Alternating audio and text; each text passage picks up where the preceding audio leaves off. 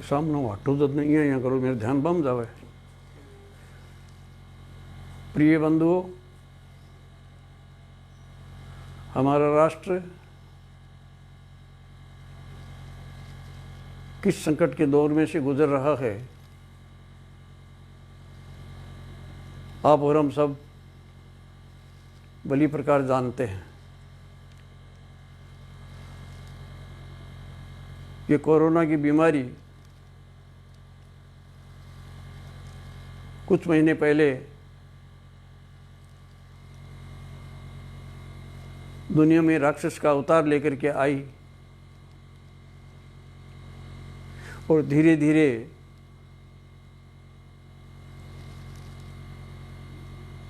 पूरे विश्व को अपने पंजे में जकड़ लिया।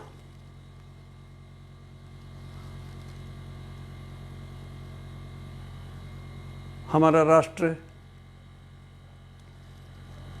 आस्तिकता में विश्वास करता है। हमारी संस्कृति, हमारा इतिहास विश्व में अनूठा है।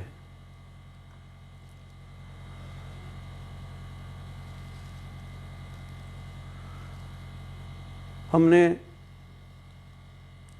जब जब धरती पर संकट आया है, देखा है कि भगवान स्वयं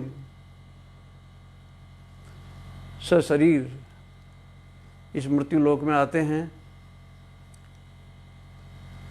दुष्टों का संहार करते हैं, सज्जनों की रक्षा करते हैं,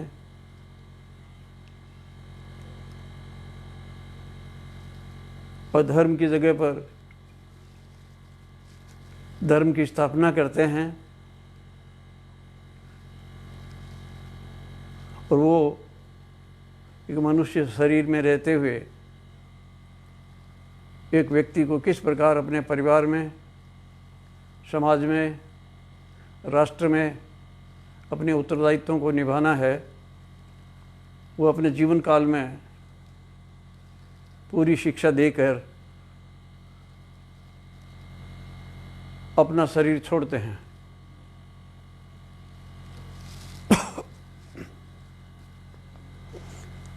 ऐसे अनेक अवतारों की कथाएं हमने बुजुर्गों से सुनी है, शास्त्रों में पढ़ी है,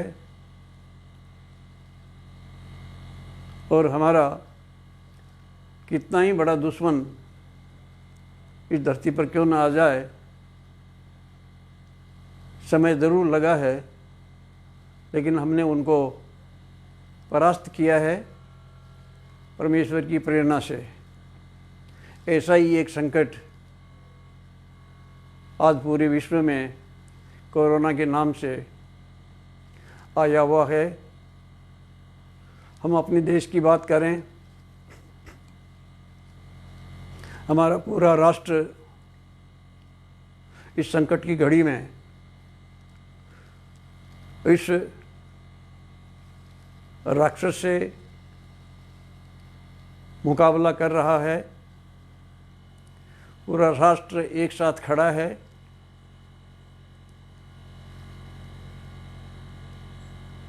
हमारे प्रधानमंत्री माननीय नरेंद्र जी मोदी ने इस राक्षस के आगमन पर हमको आगाह किया, हमको दिशा निर्देश दिए कि किस प्रकार से इसका मुकाबला करना है। वो सारी बातें उन्होंने एक बार नहीं अनेकों बार बताई।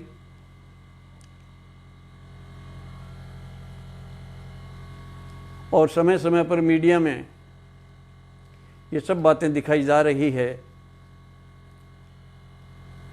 फिर भी यदि हम सावधान ना हों तो राक्षस को मौका मिल जाएगा। तो यदि हमको इस राक्षस से लड़ना है, इसका मुकाबला करना है, तो हमको योद्धा की भांति एकनिष्ठ होकर ध्येयनिष्ठ होकर अपने आप को बचाना है, राष्ट्र को बचाना है और दुनिया को ये संदेश देना है कि भारतवर्ष किस प्रकार का अनूठा राष्ट्र है। आपस में मतभेद होते हुए भी, अनेकों विभिन्नताएं होते हुए भी, रंग की भिन्नता, भाषाओं की विभिन्नता, विचारों की विभिन्नता, आध्यात्मिक आस्थाओं की विभिन्नता,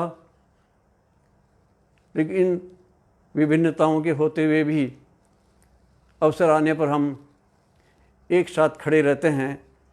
ऐसे ही मीडिया के माध्यम से ये सब जान रहे हैं कि सब एक साथ खड़े हैं। प्रधानमंत्री जो आवाज़ लगाते हैं,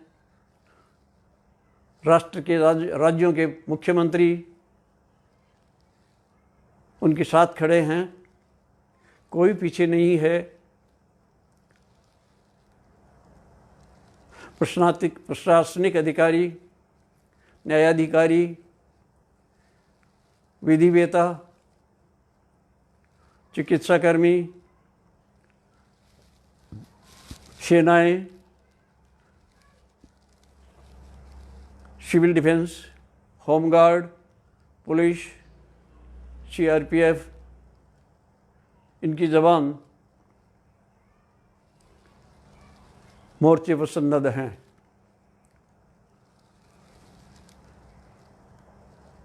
चिकित्साकर्मी जान को जोखिम पर खेलकर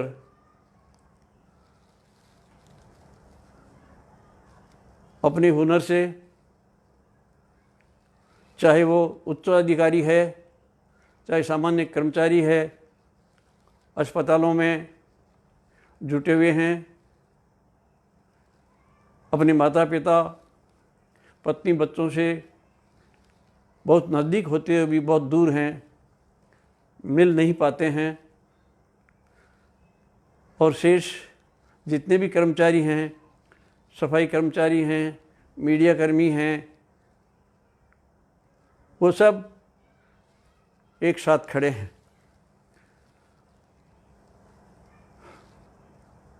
प्रदेशों की सरकारें भिन्न भिन्न दलों की है, इसके उपरांत भी यहाँ कोई भेद नहीं है, सब एक साथ खड़े हैं।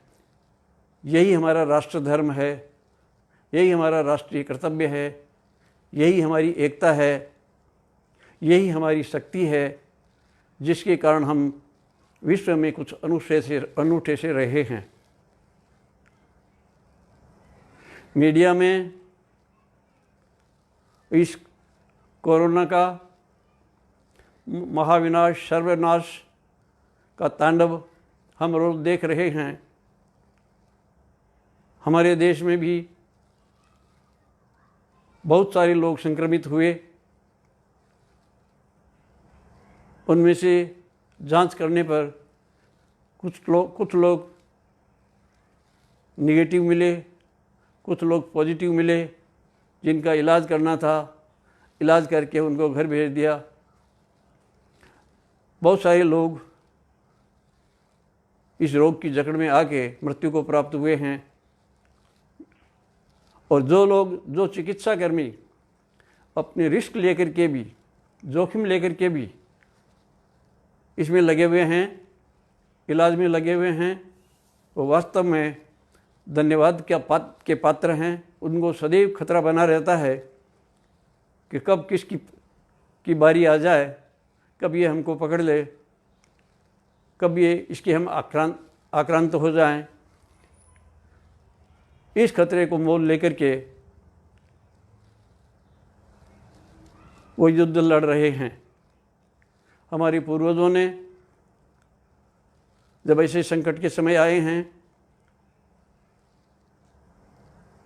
इसी प्रकार का त्याग और बलिदान का इतिहास हमको विरासत में छोड़ा है। वो हमको लगातार प्रेरणा देता है राक्षसों का मुकाबला करने के लिए महर्षि दधीचि ने अपनी हड्डियों का त्याग कर दिया और उसी से इंद्र का शस्त्र वज्र बना, उसी से राक्षसों का संहार हुआ। तो अपनी परवाह किए बिना दूसरों को जीवन दान देने वाले इस देश में महापुरुष हुए, उनकी कोई कमी नहीं है। हम सब इसको जान करके जिस मार्ग पर वो चले उसी मार्ग पर हमको चलने का प्रयास करना चाहिए। भगवान कृष्ण का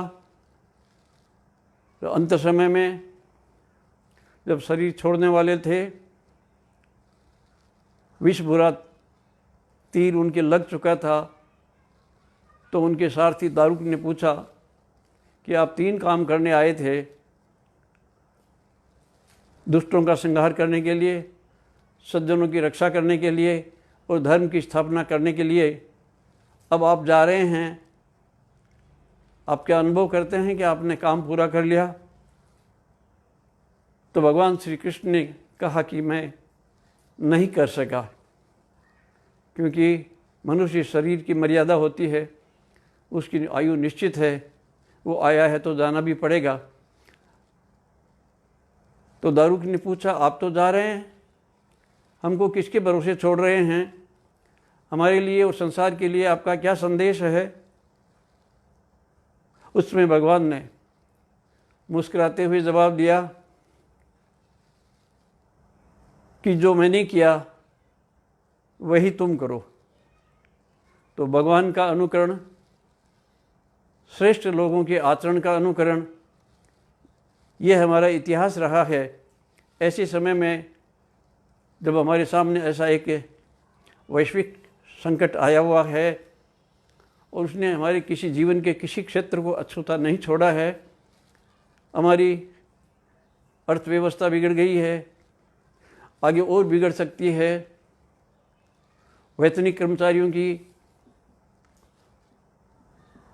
को वेतन नहीं मिल पा रहा है, पेंशनर्स को पेंशन नहीं मिल पा रही है, व्यापारी अपना व्यापार नहीं कर पा रहे हैं, उद्योगपति अपना उद्योग नहीं कर पा रहे हैं, और रोज़ कमा कर रोज़ खाने वाले मजदूर हमारे भाई, उनके लिए कितना संकट है ये हम अनुभव कर सकते हैं। ये सब बंद हो गया है, वो भूखमरी के शिकार हो गए हैं। एक जगह अपने घर छोड़ करके दूर दूर प्रदेशों में रहने वाले, बल्कि विदेशों में रहने वाले, अपने घर वालों से मिलने से वंचित रह गए हैं। हमारी उदार सरकार, चाहे वो केंद्र की सरकार हो, चाहे प्रदेश की सरकार हो, उन सबको चाहे हवाई जहाज से लाए, चाहे रेलों से लाए, चाहे बसों से लाए, उनकी व्यवस्था कर रही है। उनको वहाँ से रवाना करते हैं, तब जांच करते हैं, अपने प्रदेश में आने के बाद में वहाँ जांच करते हैं, फिर उनको 14 दिन के लिए एकांत में रखते हैं, और किसी प्रकार की कोई शिकायत न होने पर वो अपने प्रियजनों से मिल सकते हैं। ये सारी व्यवस्था उदारतापूर्वक हमारी सरकारों ने की है। आर्थिक संकट जिन लोगों के आया है, उन लोगों को सहायता करने में पूरा खजाना खोल दिया है, और खजाने की भी एक लिमिट होती है, वो धीरे धीरे समाप्त होने को जा रहा है। लेकिन सरकार उदारता के साथ कहीं से उसको साधन जुटा करके सबकी सहायता में लगी हुई है। सरकारें धन्यवाद की पात्र हैं। हमारे मीडियाकर्मी लगातार इनके समाचार हम तक पहुंचाते रहते हैं।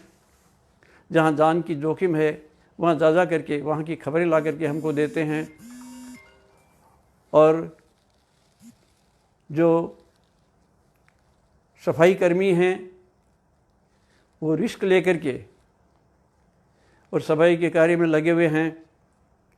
और उनसे भी अधिक धन्यवाद पात्र वो हैं जो इन सब लोगों की जो कठिनाई से इस युद्ध में राक्षस को मारने के लिए युद्ध कर रहे हैं, उन सब की सेवा करने के लिए भी जुटे हुए हैं रिस्क लेकर के, वो भी धन्यवाद के पात्र हैं। पूरा राष्ट्र धन्यवाद का पात्र है। बहुत सी माताओं ने अपने पुत्र खोए हैं, पत्नियों ने पति खोए हैं, और पतियों ने पत्नियां खोई हैं, अपने पुत्र खोए हैं। उस सबके खोने की कीमत कुछ होती नहीं है। उनका अमूल्य बलिदान हम सबके काम आ रहा है। उनका हम अभिनंदन करते हैं, उनके प्रति हम कृतज्ञ भाव से उनको नमन करते हैं। आप और हम इस राष्ट्र के पुत्र हैं, और इसीलिए भारतवर्ष ने अपनी देश को भारत माता का नाम दिया है। और माता है वो सबके लिए पूज्य होती है, सबके लिए समान भाव होता है।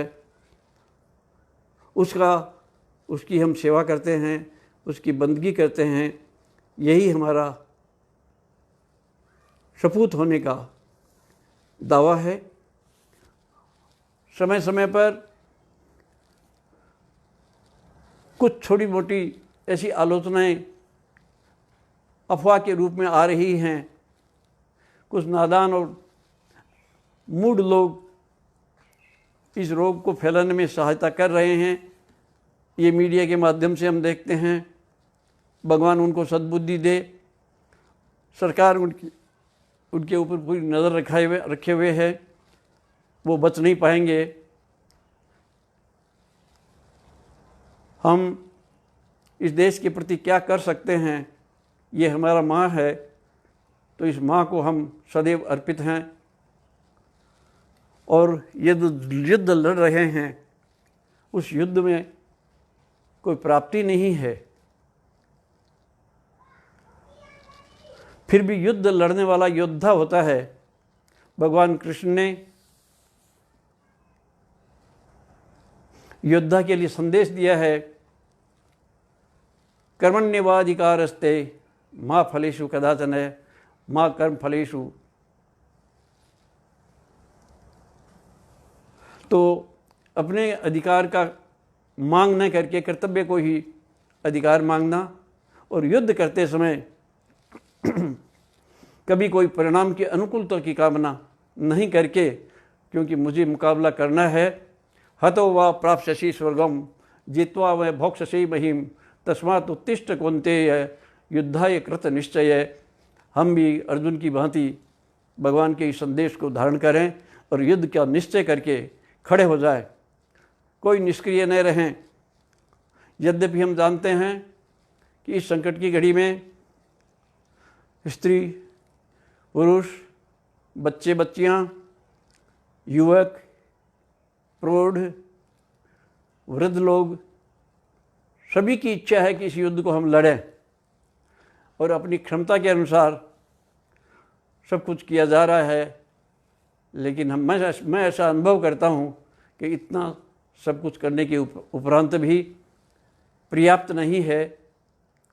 अभी रोग मिटा नहीं है। विदेशों से यहाँ हम मिटाने का प्रयत्न करते हैं, तो विदेश से जो आवागमन चालू है उसके कारण ये रोग फैलता जा रहा है, और पता नहीं कब तक चलेगा। भविष्यवाणियाँ हो रही हैं, वैज्ञानिक जो अनुभव कर रहे हैं वो बता रहे हैं कि समय बहुत लगेगा, 2-4 महीने नहीं, कुछ वर्ष भी लग सकते हैं। हमको इन कठिनाइयों से निजात पाना है, लेकिन इन कठिनाइयों के साथ रहने का अभ्यास भी करना पड़ेगा। ये वैज्ञानिक लोग हमको बता रहे हैं, लेकिन तब तक करते रहना पड़ेगा कि इसको जड़ से हम उखाड़ के नहीं फेंक दें, इस राक्षस को, इस दुष्ट को हम जान से न मार डालें। और पूरा संसार लगा हुआ है, कुछ दवाइयाँ इस प्रकार की, औषधियाँ इस प्रकार की है जो भारत में ही मिलती है। इस संकट की घड़ी में विदेशी बड़े बड़े शासक भी उन औषधियों की मांग कर रहे हैं, भारत उदारतापूर्वक उनको दे रहा है। ये बहुत बड़ी बात है। हमको जहाँ से आवश्यकता होती है, हमारे मित्र देश यदि हमारी सहायता करते रहे हैं, वो सहायता कर भी रहे हैं।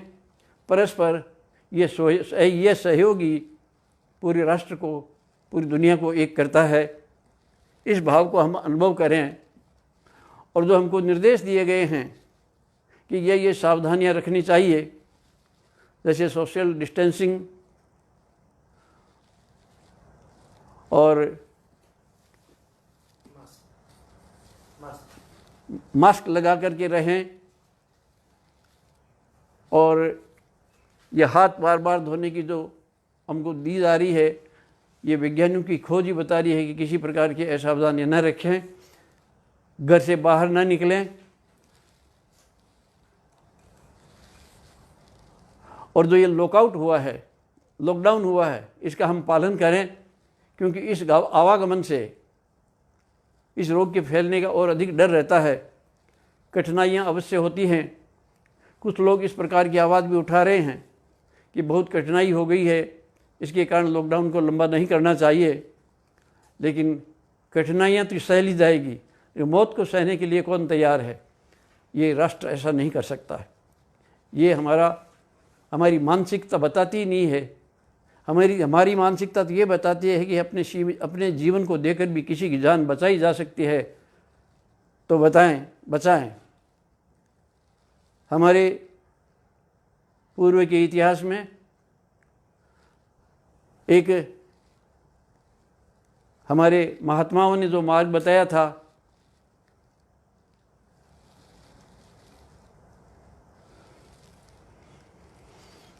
खुद जियो और लोगों को जीने दो, लोगों को जीने का अधिकार दो। ये तो साधारण बात है, किंतु हमारा आदर्श तो ये रहा है कि खुद मर के भी लोगों को जीने का अवसर प्रदान करें। ये बहुत बड़ी बात है। मैं ऐसा समझता हूँ, हम में से हर एक को, हर स्त्री पुरुष को, हर अवस्था के आदमी को, हर वर्ग को, हर जाति को, हर कौम को इस बात को ध्यान में रखना चाहिए कि यदि हम बच गए, राष्ट्र बच गया तो हम बच जाएंगे। हम बच जाए लेकिन राष्ट्र यदि समाप्त हो जाता है तो हमारा जीवन व्यर्थ जाता है। हम जो करने आए थे इस संसार में, करने आए, कर न सके तो ये जीवन तरवर व्यर्थ फला है। ये हमको संदेश मिला है और उसी के आधार पर हम क्या कर सकते हैं, ये हमको जो मार्गदर्शन मिला है, ये और लोगों को भी मार्गदर्शन दें, हमारी बात को अधिक लोगों तक पहुंचाएं, और जो उदारतापूर्वक इस संकट की घड़ी में आर्थिक संकट को उबारने के लिए जो हम कुछ दान दे सकते हैं, सहयोग दे सकते हैं, उसमें किसी प्रकार की कृपणता न बरतें। पैसा तो फिर कमा लेंगे, जान है तो जहान है, और इसलिए इसमें कभी कोई, और इस प्रकार के भामाशा इस देश में होते रहे हैं, आज भी हो रहे हैं। और ये आवश्यक नहीं है कि मानव जाति पर जो संकट आया है वो पूरी प्रकृति पर नहीं आएगा। सब प्रभावित होंगे, जड़ भी प्रभावित होगा, जगती भी प्रभावित होगी। संसार के कण कण में ये रोग फैल सकता है, और इसलिए जितना जल्दी हो सके उदारतापूर्वक हम इस युद्ध का सामना करें, डटकर मुकाबला करें, और तब तक करते रहें जब तक इस रोग से हम मुक्ति न पालें। पूरे संसार के हित के लिए सर्वजन हिताय, ये हमारा नारा हमको जो दिया हुआ है, उसका हम पालन करें। हम कभी भी इसमें पीछे न सरकें। ये जब इसके कदम जब हमको सुनाई पड़े थे, उसी समय हमने हमारी संस्था के कार्यकर्ताओं को ये संदेश दिया था कि इस संकट की घड़ी में राष्ट्र के लिए सदैव तैयार रहें। हमको नींद भी खराब करनी पड़े, हमारा स्वास्थ्य भी खराब करना पड़े, तो भी हम चूके नहीं। और यदि किसी को कोई भी आवश्यकता है, चाहे दान मांगता कोई हो, कोई भी वस्तु कोई मांगता हो, तो हम देने में कभी नहीं चुकेंगे। और हम किसी से न मांगे, इस समय में कष्ट सह लें, यही हमारी तपस्या है। यही तपस्या हमारे राष्ट्र को अग्रणी राष्ट्र बनाएगा। आप सबकी जो हुतात्माएं इस संसार से चली गई, उनके लिए मैं ईश्वर से प्रार्थना करता हूं कि भगवान उनको अखंड शांति प्रदान करे और उनके माता पिता को, उनके घर वालों को, परिजनों को इस संसार में बने रहने के लिए, जिंदा रहने के लिए, इस संकट की घड़ी में पूरा राष्ट्र उनके साथ है, ये विश्वास दें। मैं ऐसा सोचता हूँ कि हम सब लोगों को जो कर रहे हैं उसमें और अधिक लगाना पड़ेगा। विश्वात्मा के दृष्टिकोण से हम क्या कर सकते हैं, ये हमको सोचना चाहिए, इस पर विचार करना चाहिए। यदि हम सामर्थ्यवान हैं तो निश्चित रूप से वह करना चाहिए, और यदि हमारा सामर्थ्य नहीं, ऐसे समय में, युद्ध के समय में, एक अर्जुन की निर्बल होने पर, निराश होने पर जो संदेश दिया था, वो आज हमारे लिए काम का है। उस गीता को पढ़ करके हम इस महान देश को और अधिक महान बना सकते हैं, संसार को मार्ग बता सकते हैं। ये हमारा शास्त्र दुनिया में सबसे श्रेष्ठ है। ये पूजने के लिए नहीं है, ये केवल पारायण करने के लिए नहीं है, उसका अध्ययन करके उस पर आचरण करने का है। और वह आचरण ही हमारे देश को और अधिक मजबूत बनाएगा, एक बनाएगा, धर्मनिष्ठ बनाएगा। मैं आप सब लोगों को, हम प्रधानमंत्री को, मुख्यमंत्रियों को, चिकित्सा कर्मियों को, सफाई कर्मियों को, पुलिस कर्मियों को, जो लोग सेवा में लगे हुए हैं, उन सबको मैं नमस्कार करता हूं, उनका मैं अभिवादन करता हूं, उनको मैं धन्यवाद देता हूं। धन्यवाद।